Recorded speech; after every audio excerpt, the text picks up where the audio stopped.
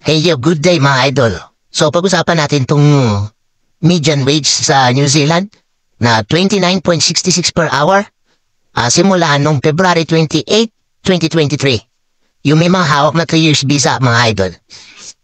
O karaniwan dito, ang trabaho is 8 hours a day.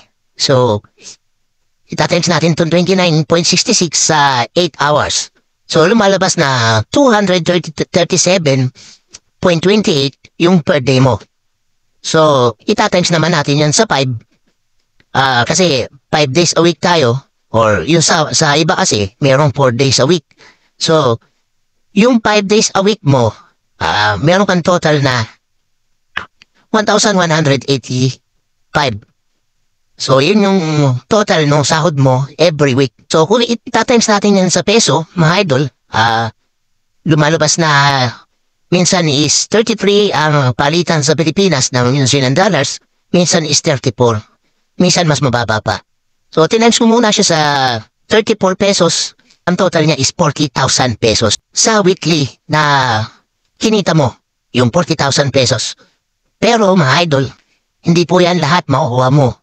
Yung total niyan. Kasi, gross pa lang yan. Yung gross mo, yung 1,185. So, ibabawas pa dyan yung tax. At marami pang ibabawas dyan. Like, life insurance, car insurance, yung bahay weekly, yung pagkain mo weekly, yung sa gasolina mo weekly, or kung meron kang sasakyan na ni-loan, yung car loan, weekly din yan, ang kaltas niyan. So, yung internet at kuryente naman, or tubig, monthly naman yan. Mamiminimize mo pa rin yan sa sahod mo pagdating ng end of the month.